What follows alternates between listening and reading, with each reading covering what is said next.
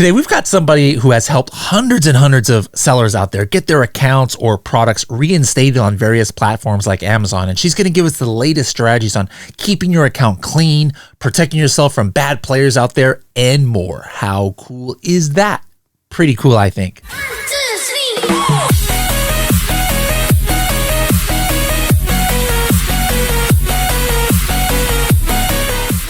What was your gross sales yesterday, last week, last year? More importantly, what are your profits after all your cost of selling on Amazon? Did you pay any storage charges to Amazon? How much did you spend on PPC? Find out these key metrics and more by using the Helium 10 tool, Profits. For more information, go to h10.me/profits. Hello, everybody, and welcome to another episode of the Serious Sellers Podcast by Helium 10. I'm your host, Bradley Sutton, and this is the show that's a completely BS-free, unscripted, and unrehearsed, organic conversation about serious strategies for serious sellers of any level in the e-commerce world. We've got somebody who's been helping serious sellers for years. Lesley, welcome to the show. Thank you so much, Bradley. I'm excited to be here. Where are you in the world, by the way? Are you on the East Coast? No, I am in Texas. Texas, okay. Whereabouts? I'm in the Dallas-Fort Worth area. So a little bit removed from the mecca of sellers in Austin, but happily I can be there in 3 hours or less. Is that where you were born and raised, or are you transplant, or what? I'm actually an 8th generation Texan, and I've lived in the North Texas area most of my life. I did spend 5 years in Austin, Hook 'em Horns, at the University of Texas. Wow, 8th generation. So we're talking from like 1800s over there, huh? Like Texas independence. Yeah, like wow. Yes. I actually have a couple of distant relatives who were in the Texas Rangers on the frontier. So old school Texas family here. I love to hear it. All right, cool. Did you say you went to University of Texas? Yes, I did. I got an undergraduate degree there in journalism and an MBA. And most importantly, met my husband there. And our oldest son is named Austin. Oh, okay. I see how that goes. Did you go after graduation? Did you go into journalism at all?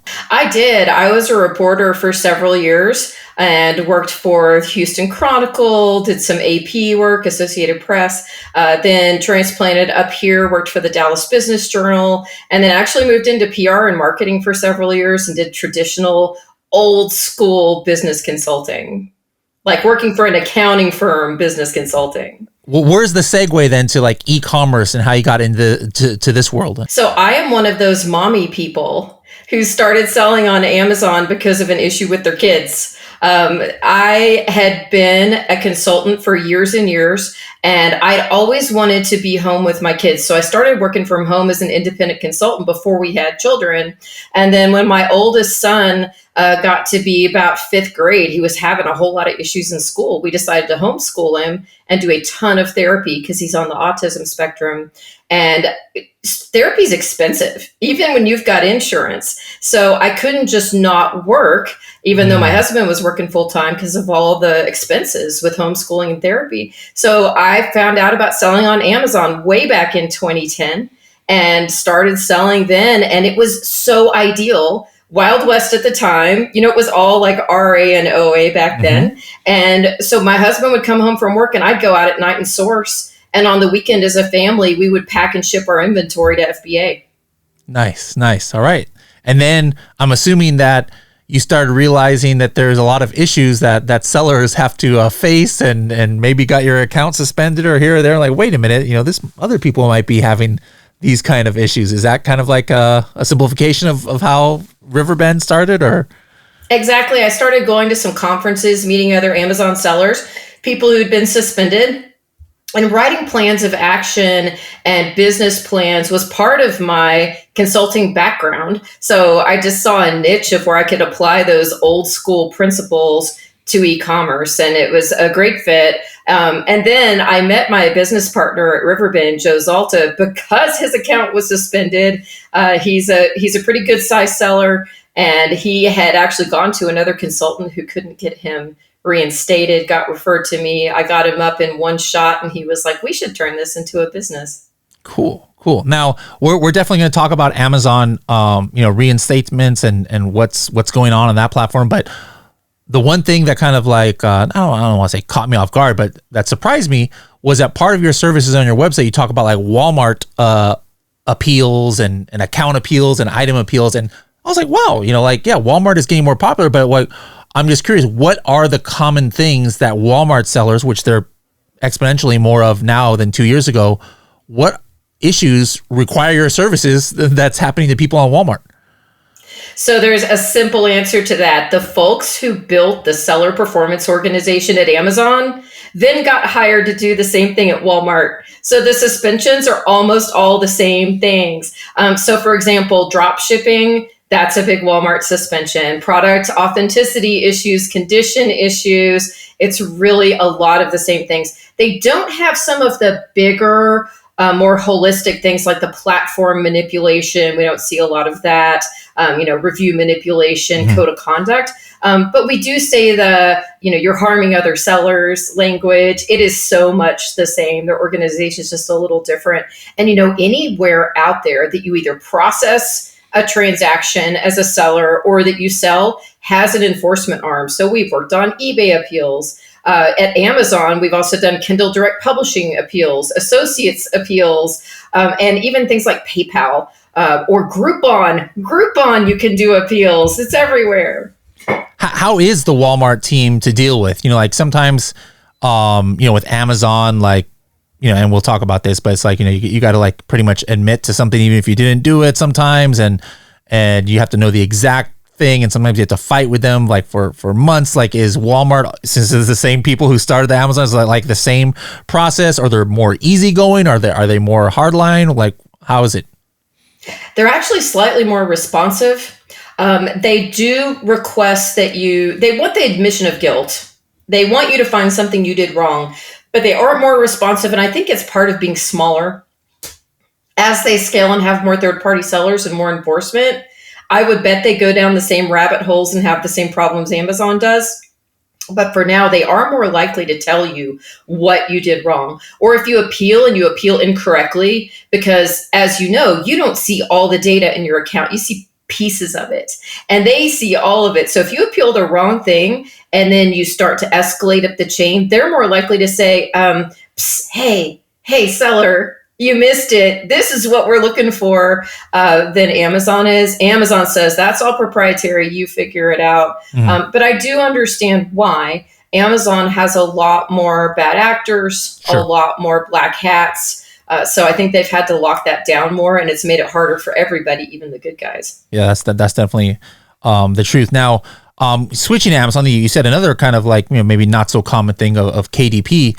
What are KDP sellers or authors, I guess you could say, what's happening to them that would require your services?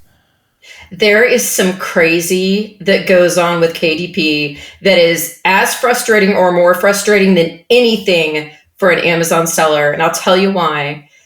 Let's say you publish a book on KDP. Someone else completely rips off your content, republishes the book. And for some reason, the timestamps aren't right at Amazon. It's a programming issue. It's a technical issue. And they will say that you violated the person who ripped off your IP's IP. And we don't even think that it's happening because that seller is reporting the person they ripped off. Because the people who ripped off the content are trying to just fly under the radar. So in the cases we've had, we don't think they're actually reporting anyone. We think Amazon's system is doing it automatically. Huh. Interesting. All right. So what about merch by Amazon? I didn't see that on your website, but I would imagine that, merch by Amazon, that would come to mind more than KDP in my mind, because it's borderline, somebody I heard recently, I don't know if it was merch by Amazon, but it was something that had a design. And he did it he made a picture. It wasn't a picture of Luke Skywalker or something, but it was a drawing of something that could be construed as, maybe it looks Star Wars-ish, but it was his own drawing, and he didn't have the words or anything in there. But that to me sounds like it would be common, where there's a lot of gray area as far as what's IP and not. Are you running into things with people who are doing shirts and merch? Yes, but I'll tell you something. Merch and their suspension and reinstatement process is impossible. If they think you violated intellectual property, they just shut you down and they don't really entertain appeals. Wow. Now, there people out there who've appealed successfully? Yes, but the success rate on those is abysmally low. I don't even understand their rules. Usually, I've grown to understand so many things about Amazon seller performance just because we've dealt with thousands of appeals. And so you see patterns over time, Sure. and you can explain to people why the rules are fair or unfair in merch. Man, I just got no idea. None of it makes any sense to me, just to be completely frank. Yeah, I've been hesitant to get into it. Like, I have a lot of cool ideas, but they might be a little gray area. Like one of my ideas is like, I watch a lot of Korean dramas and other kind of like foreign TV shows. And then, sometimes I might be watching a high school show and I'm like, or the anime or something, and I'm like, this fictitious high school, it'd be cool, like to do one of those, athletic department, like that. But I'm like, I wonder how, if this is grayer. But then I've heard about that. Like, once you get shut down, you're kind of like locked. Now let's go to some more mainstream things. And here in 2024, looking back at 2023, if I were to ask you the top, let's talk about account level suspension overall, the top 2 reasons that people will get their entire account suspended in 2023. I think year by year it might change. Some years might be the same. What would you say those top 2 or 3 reasons would be? Number 1 is linked accounts. As far as now keep in mind, these are folks who've hired help. That's my set of data. And so we're usually going with the things that are a little bit tougher to fix. The super easy things your average seller can fix. They're not going to hire anyone. Sure. So what we see a lot of is linked accounts. That's where Amazon believes that you are selling on an account that is linked to another account not allowed on the platform. And it doesn't matter if it's an account you had 15 years ago when you were in college and selling your textbooks and you went out and got drunk at the end of the semester and forgot to send them, which people do, and they lose their account, and then you open a new account and they shut you down. So linked accounts is a big one. Number 2 is a shocker. This is coming at the end of this year, is inauthentic. So back in the day when Amazon started all of its enforcement against sellers, that was pretty much the only reason you would get suspended. It was all inauthentic all the time. And then it kind of went away and only became an ASIN issue because Amazon started saying, we're not going to take your account down for one ASIN that's inauthentic. Yep. We're just going to let you deal with it on an ASIN level. All of a sudden, here we are with all of these inauthentic suspensions coming out. Some of them are related to false positives for stolen merchandise, which is very upsetting for sellers because they know they didn't steal their stuff.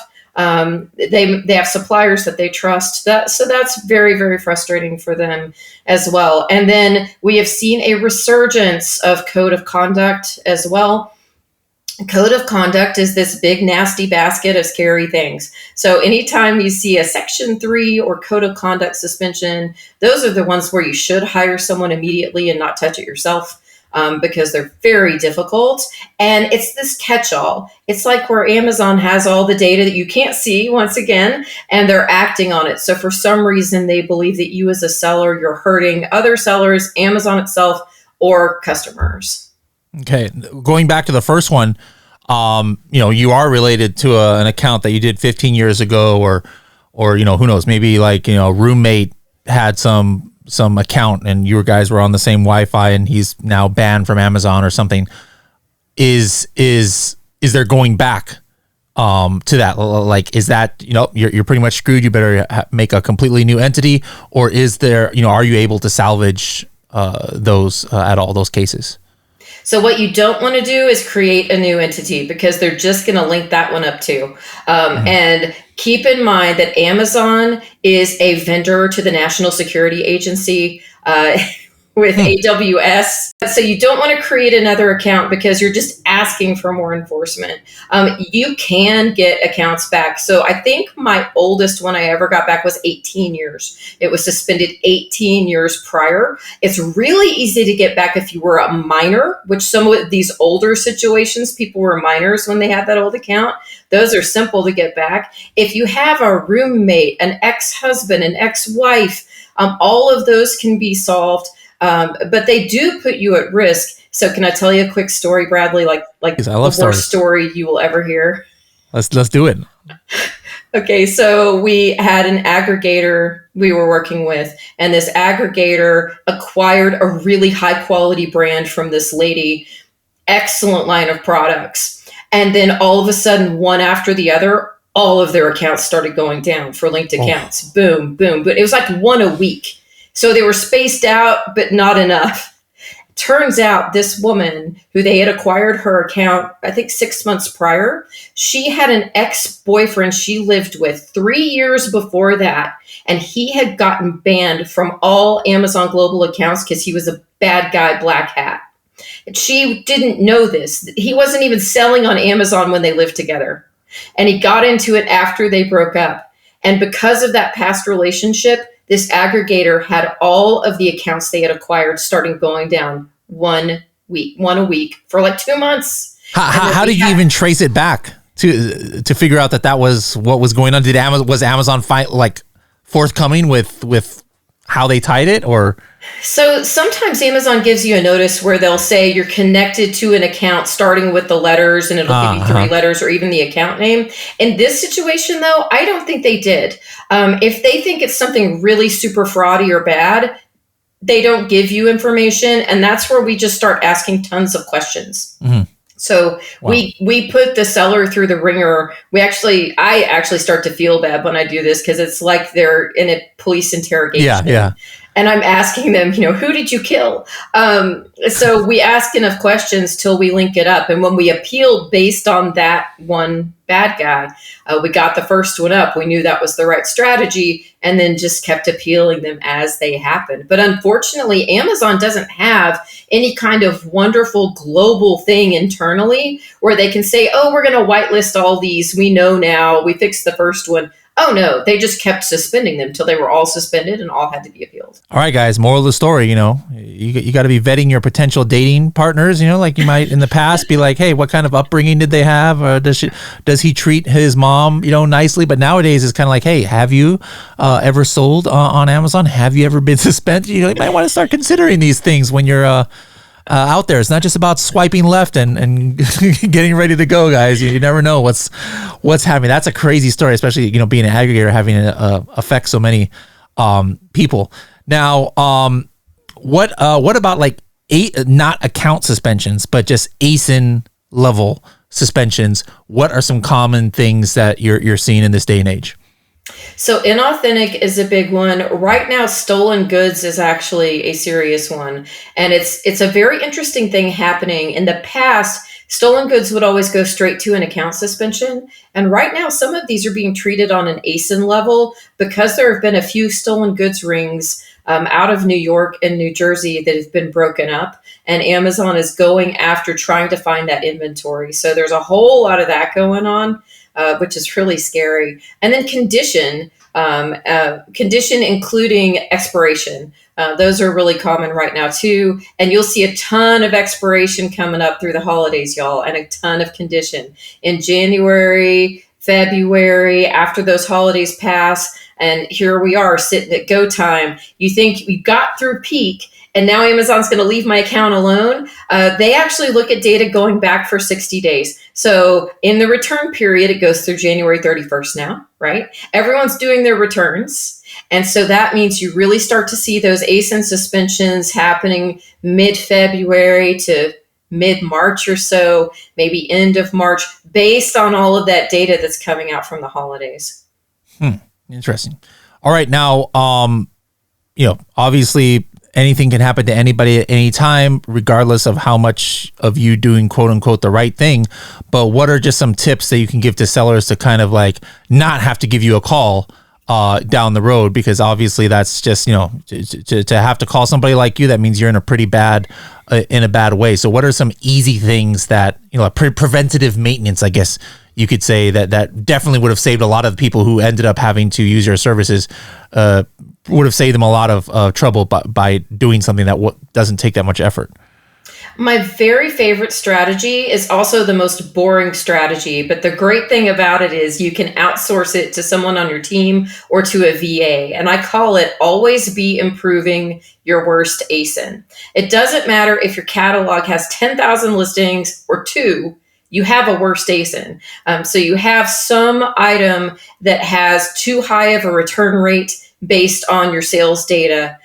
So what you need to always be doing is downloading your returns data. You can sort that spreadsheet that Amazon gives you and take out all of the dumb reasons like accidental order and couldn't deliver. And so you're just looking at the things that would be attributed to you as product quality, being unhappy with the product. Look for return rates that are outsized. Also look at voice of the customer, look at your reviews and your seller feedback. All that data is sitting there in the account waiting for you. And a lot of people never take that time to go look at it. If you will look, you will see people telling you exactly what's wrong. So I want to give you a super quick example. I had a client who is approved to sell Nike clothing and has sold Nike clothing for years and years. And all of a sudden, his return rate went through the roof for clothing. So clothing, you want 20% or less. And all of a sudden, he's up in the mid 30s to 40s. Can't figure out why.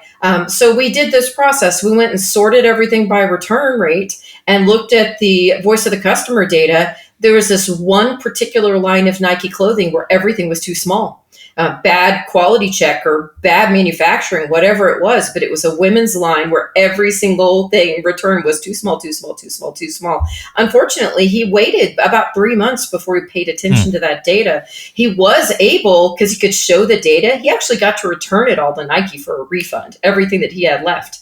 But just imagine if he'd caught that in the first month before he had all those expensive returns.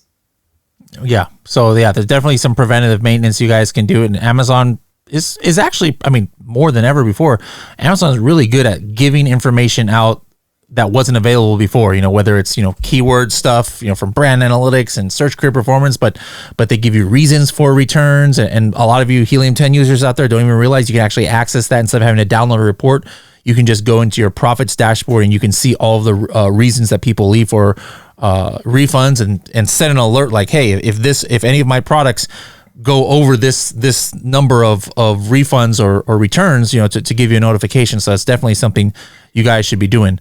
Going back to what you said earlier about the code of conduct things, things that have to do with Amazon terms of service. What are some people doing to actually trigger that nowadays? The buyer code of conduct thing, because it's not too. I mean, I don't hear about it too much. So the most common is still probably the first one, which is friends and family reviews. And sometimes that is bad incentives at your business, because you might have people who you're incentivizing them based on your revenue of a certain product, and they'll ask their friends and family to buy the product and to leave reviews. And that, before you think that can't take you down, I promise it can. Amazon uses something like Spokio, if you're familiar with something like Spokio on the internet, where it shows like everyone you've ever lived with, and it can tell who your neighbors are. They figure out who your friends and family are through that, and also through who you've bought gifts for and such on Amazon. Like they know everything. They know your whole life. They know all your friends and family. So that one still gets people a lot. Also, people get really frustrated, so they will downvote or upvote bad reviews, downvote good reviews on their competitors' products. They think that if they don't actually write a review and they just up and down vote, they're going to get away with it. They'll find that too. Very frustrating. Also, if you get, there was one seller I dealt with, really nice guy. And I think he almost didn't see this as wrong, but he was placing fake orders for his products and having them delivered to, Bradley, what are they called? The Amazon, like the boxes where you go pick up your stuff at one of the Amazon boxes. I know, the locker. Thank you. Yeah. At Amazon Locker. So he was creating fake orders for Amazon Locker to boost his product's velocity. I mean, I think it was just out of so much frustration, because it is really hard when you have a new product And people start to be afraid they're going to lose their business. So they grab onto this strategy that sounded really great. Well, they'll figure that out too when they're all returned to the truck because no one ever picks them up. A lot of it's the easy, simple things like that. It's not the super devious stuff. Another thing to be really careful about right now, this is like my number one danger for sellers. A lot of sellers, even private label sellers, are being approached by people offering an automated dropship service. And that what they do is they will use VAs and they will set up drop shipping out of your account. A lot of these are overseas services from other countries. A lot of them are from Pakistan, India, all over the place. And what they'll tell you is, oh, you just need more cash flow in your Amazon account. Even if you're private label, we can do that. So here's where it gets really bad. Sometimes what they will do is then they will list products that are their own products or an agency's products or a friend's products on your account. And it begins to meet the definition of money laundering when you do enough of this. And so you've actually become part of a money laundering scheme that is overseas. Here's why I mentioned the overseas. Now we're talking about international wire fraud. So you can think you're doing something really safe and cool, and it sounds really attractive. Well, if it seems too good to be true, it probably is. So I've had multiple accounts who've been shut down for money laundering. And unfortunately, wow. Amazon permanently held their funds for their private label product, and it destroyed the private label business. Speaking of shady things, let's flip the script a little bit. Let's say you're doing everything right and knowing and unknowingly, no problems.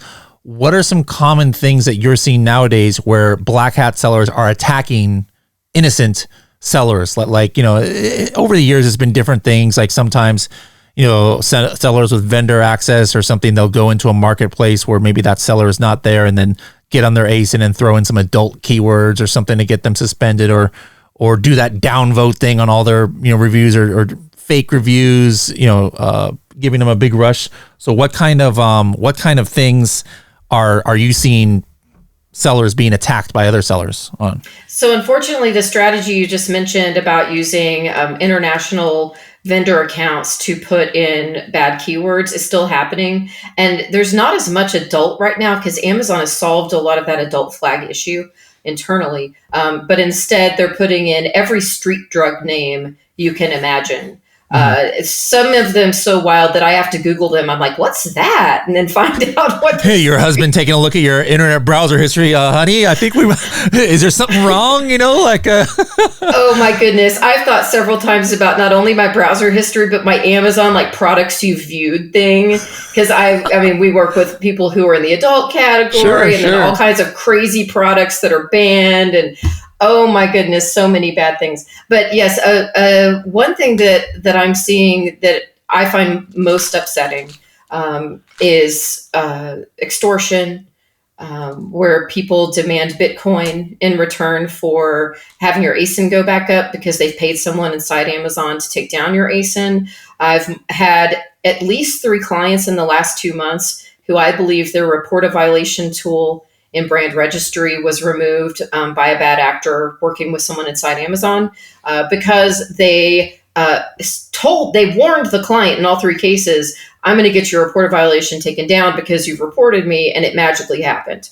And whatever notes were put in the account by the bad actor have made it extremely difficult to get their brand registry privileges reinstated. The notes in there must be horrifying because we can't even get anyone to look at it until after 5, 6, 7 escalations.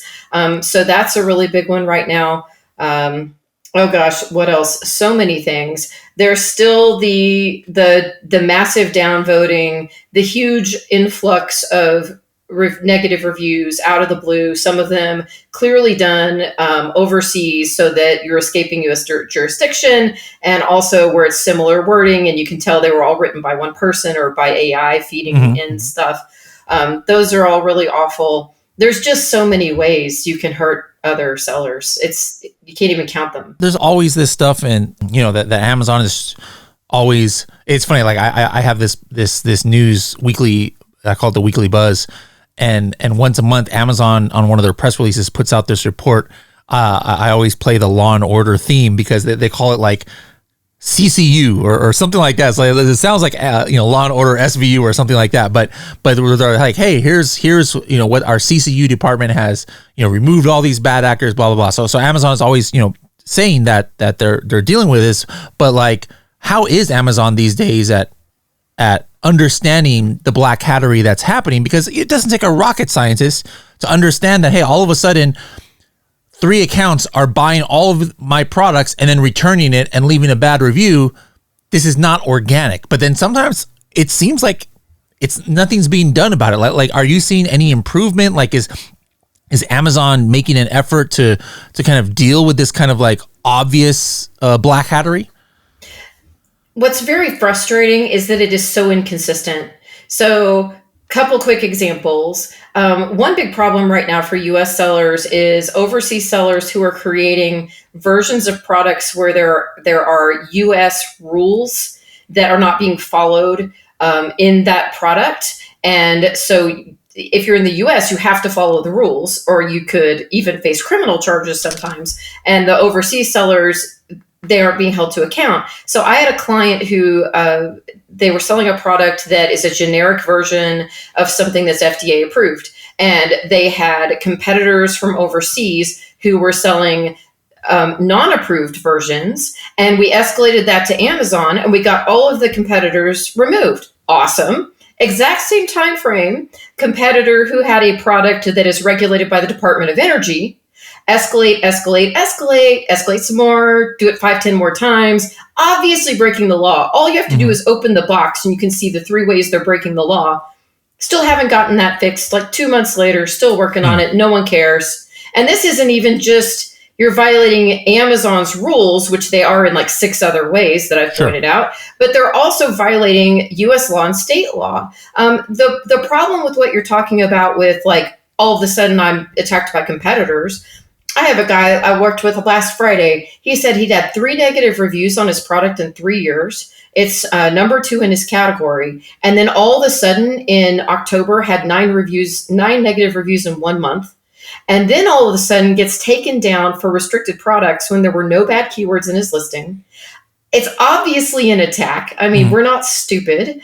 But you can't get Amazon to listen to you about a pattern of data like that. They won't do it. They have the tools to look internally and see it, but they will not accept a pattern of data unless you can show them something that is like, obvious. And how can I do that? I can't, because I can't show the IP addresses that the reviews came from or any of the other things that Amazon can see. Those get really frustrating and we really just have to fight on policy alone. So like that one, I was so excited. I got it fixed in 1 escalation. Woo! But then I'll have another client with the same pattern where it's, 5 or 6 escalations later, beating your head against the wall. Before we get into like your 60-second strategy of the episode, you actually have a book that came out this week, right? Yes, I'm so excited. It's called The Amazon Incubator. I argue, so this is kind of the fun part about me. You will not find another person with more Amazon horror stories and more negative things to say about Amazon because I live it every day. However, I still argue that Amazon is the best business incubator in the history of the world. There really is no rival. And people ask me every single week, is it still a good time to sell on Amazon? And the answer is yes. Is it harder? Yes. So I argue that you really need to go into it with a business plan. And that's essentially what the book is. It's a basic business plan approach, but instead of being like, hey, use my strategy, get a Lamborghini. It's very much about what is your goal? What do you want to do? What kind of business do you want to have? And then walks you through how to develop that business step by step. Awesome. And so how can people find it? Is it KDP that you made it on, or? It is not. I got a brand spanking real publisher, and it's distributed by Simon & Schuster. So it's at all the major bookstores. And you can go to theamazonincubator.com, and there will give you the link to every single publisher. You can just click and bookstore, and it'll click and go out there and buy it. And it's available, of course, on Amazon. Oh, you fancy, huh? All right. I like it. All right, now, what we ask our guest is a 60-second tip of the day. Could be about anything that's your specialty, or could be about publishing books, could be about anything you want. Okay, well, your 60-second tip of the day today is how important it is to have SOPs. Again, I'm all about the boring, Bradley, but I'm about the boring that will help you to grow a business over time without losing your mind. And this is actually in the book quite a bit. There's so much about selling on Amazon that can be put into a standard operating procedure. And all that means is you, as the business owner or the seller, you're writing down the steps and documenting how you do something. Then you test it and make sure you're doing it well. Then you hand it off to someone who doesn't have a clue about the business and see if they can do it. This could be your brother, your sister, your husband, your wife, your kid. Their kid is the best because they will be happy to tell you where you're wrong. And then after you've gotten it sweet and perfect, that's when you hand it off to that virtual assistant that you've hired for a few bucks an hour, or that agency person, or whoever that trusted human is that you can have in your Amazon account to follow those SOPs to get your business running, but knowing that it's being done the way you would do it. I like it.